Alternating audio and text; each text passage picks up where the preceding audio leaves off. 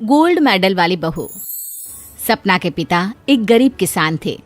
माँ पिता खेत में काम करते तो पीछे से सपना गांव के बच्चों के साथ हॉकी खेलती। एक दिन शाम को, सारा दिन खेलती रहती है, ये नहीं कि छोटे भाई को संभाले। माँ पता है, मैंने आज हॉकी में पास के गांव के लड़कों की टीम को हरा दिया। अरे वाह वाह मेरी बेटी, शाबाश। ये ले कर रुपया, जा जाकर टॉफी खा ले।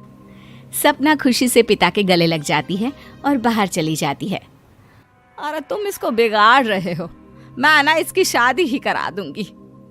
ऐसा कैसे शादी करा देगी? हाँ, अभी तो उम्र खेलने की है। माँ बड़बड़ करती वहां से निकल जाती है।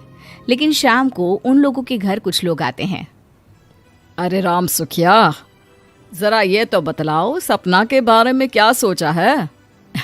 अरे क्या सोचना है मास्टर जी, पढ़ रही है, जितना पढ़ सकती है पढ़े, फिर शादी करवा देंगे, कोई अच्छा सा गांव का ही लड़का देख लेंगे। अरे तुम तो उसके पिता हो, तुमको कुछ नहीं पता? माँ घबरा जाती है। अरे का मास्टर जी, का पता नहीं, का हो गया? हम तो इनसे पहले ही बोल रहे थे कि लड़की की जात है, संभाल लो। अरे भाभी जी, आप भी ना कभी अच्छा भी सोच लिया करो। अरे सपना क्या खेलती है हॉकी, बड़े से बड़े आदमी भी नहीं जीत पाते हैं उससे। कल गांव में एक टीम आ रही है, लड़कियों की हॉकी खेलने उसे भेज देना, वहाँ शायद कुछ बात बन जाए। अरे ना ना मास्टर जी, कोई खेल वेल नहीं करवाना हम लोगों को, वो भी शहर के लोगों के साथ तो बिल्कुल भी ना। शहर के लोगों को ना कोई भरोसा नहीं होता मास्टर जी। अरे कैसी बात कर रही हो सपना की माँ, बुरा आदमी तो हर जगह मिल जाएगा, उसके लिए शहर का और गांव का। हाँ हाँ मास्टर जी, हम लोग तैयार हैं, कल आ जाएगी सपना वक्त से। माँ के लाख मना करने पर भी पिता सपना को हॉकी टीम के लिए भेज देते हैं। शाम को सपना वापस आती है, लेकिन लट के मुंह से। और क्या हो गया, मार खाई हो का? कौन मारेगा हमें? कोई मार वार खाकर नहीं आए। अरे फिर शकल पर 12 क्यों बजे हैं, बताओगी? देखो माँ, आप समझोगी नहीं, बताकर फायदा क्या है? अरे बिटिया रानी, हम तो समझेंगे ना, हमें ही बता दे। सपना पापा के गले लग जाती है। पापा, मैं ना सिलेक्ट हो गई हूँ भारत की हॉकी टीम में खेलने के लिए। अरे वाह, ये तो बहुत ही खुशी की बात है मेरे बच्चे। फिर मेरी गुड़िया काहे परेशान है? पापा, मुझे दिल्ली जाना पड़ेगा आगे की प्रैक्टिस के लिए। माँ जो सारी बात सुन रही होती है, जोर से चिल्लाती है। एक पैसा नहीं है मेरे पास, समझे? कुछ नहीं दूंगी। शादी के लिए लड़का फाइनल भी कर दिया है, कल्ले का बेटा, वो शादी कर लेगा तुमसे। सपना पिता की ओर देखती है। अरे देख सपना, खेलने दिल्ली जाना है तो सिर्फ इसी शर्त पे कि आकर कल्ले से बेटे से चुपचाप शादी कर लेगी, बोल। अरे ठीक है ना, कल्ले का बेटा तो बहुत ही समझदार है, सरकारी नौकरी है उसकी, मान गया वो तो सपना शादी कर लेगी। सपना भी धीरू, जो कि कल्ले का बेटा था, उसे जानती थी। वो मन ही मन सोचती है कि शादी तो वैसे भी होनी है, लेकिन माँ की ये शर्त मान गई तो जीवन जीने का एक मौका तो जरूर मिलेगा। हाँ, मुझे मंजूर है। हाँ, तो कल मैं उन लोगों को बुला लूं? पिता और सपना दोनों एक दूसरे को देखते हैं। अब माँ ठीक है ना, बुलाने की क्या जरूरत है, वो लोग पसंद कर रहे हैं ना मुझे, वही ठीक है। बस आप तो मेरा दिल्ली का बैग पैक कर दो। सपना दिल्ली जाती है, दिल्ली टीम के लिए खेलने के लिए। सपना खूब अच्छा खेलती है और गोल्ड मेडल जीत कर आती है। जब वो गांव आती है तो उसका जोरदार स्वागत होता है। हर कोई सपना सपना चिल्ला रहा होता है। और सपना के पापा, तुम्हारी बेटी ने तो गांव का नाम रोशन कर दिया है। गांव की तरफ से तुम लोगों को गांव में पक्का मकान और सपना को परिषद में पक्की नौकरी देने के लिए हम तैयार हैं। अरे वाह वाह, पक्का मकान, ये तो बहुत अच्छी बात है, लेकिन सपना की नौकरी नहीं चाहिए हमें। हाँ, कैसी बात कर रही हो सपना की माँ? लड़की की नौकरी रहेगी तो अपने पैरों पर खड़ी रहेगी, किसी के आगे झुकने की जरूरत ना पड़ेगी। अरे चुप रहो, हम तो नौकरी ना करते हैं, पर मजाल है कि किसी के आगे झुके हो। ना ना, हमारी बेटी नौकरी नहीं करेगी। पिता लाख समझाते हैं लेकिन माँ नहीं मानती।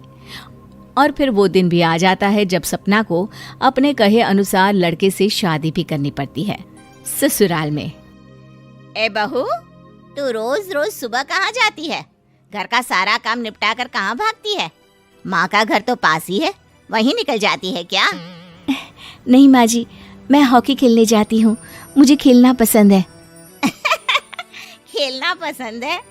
अरे कैसी बात कर रही है बहू, शादी के बाद तो कोई लड़की खेलती फैलती नहीं है, वो घर का काम काज देखती है। सपना कुछ नहीं कहती। वो एक रोज कमरे में अपनी अलमारी ठीक कर रही होती है कि तब सुनो, वो जो लटक रहा है ना, क्या बोलते हैं उसे? मेडल। सपना पति की बात सुनकर खुश हो जाती है, उनके पास जाती है। मैं सोच ही रही थी कि तुमने कभी पूछा क्यों नहीं। ये मेडल है, मैंने जीता है, पता है, हॉकी में। बड़ा मैदान, बहुत से लोग, 2 टीम और फिर शुरू होता है जुनून। पता है, लगता है जैसे बस जिंदगी यही है, खेलते रहो, भागते रहो, दौड़ते रहो और लक्ष्य को पालो। सुनो ना, मैं ना भारतीय टीम के लिए खेलना चाहती हूँ। माँ, यहाँ तो आ जरा। सपना हैरान हो जाती है कि ये क्या हो गया, पति अचानक से माँ को क्यों बुला रहा है। हाँ बेटा, क्या हो गया? काहे गला फाड़ रहे हो? माँ, ये सपना क्या कह रही है? अरे बीवी तो बोलती ही रहती है बेटा, लेकिन क्या हो गया, चिल्ला क्यों रहे हो? ऐसा क्या बोल दिया इसने? माँ ये बोल रही है कि इसको खेलना है भारतीय टीम के लिए। सपना डर जाती है। नहीं माँ जी, मैंने कहा कि मैं चाहती हूँ कि वो मैं बोला था ना, शादी के बाद कोई खेलता नहीं, घर का काम काज देखता है, लेकिन फिर भी। नहीं माँ जी, ठीक है, मैं घर का काम देखूंगी, कल से मैं खेलने भी नहीं जाऊंगी, माफ कर दीजिए। सपना पति की तरफ देखती है जो माँ की तरफ देख रहा होता है। उसे गुस्सा तो आता है, लेकिन करती भी तो क्या, सास के सामने कैसे पति की क्लास लगाती। अरे बेटा, अब क्यों घूरे जा रहे हो बहू को? माँ, अभी इस बात का फैसला करके जाना, वरना ये तो तेरे कमरे से जाने के बाद मुझे। अब चुप हो जाइए आप, छोटी सी बात का बतंगड़ मत बनाइए।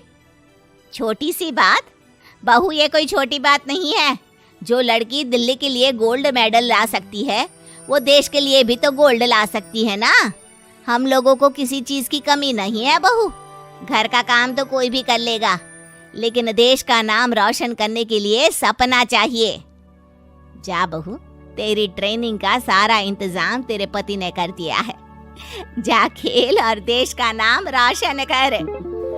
सपना की आंख में आंसू आ जाते हैं। वो सोचती है कि बेटियों को मायके के साथ अगर ससुराल में भी सहयोग मिले तो ऐसा कोई काम नहीं जो वो नहीं कर सकती है।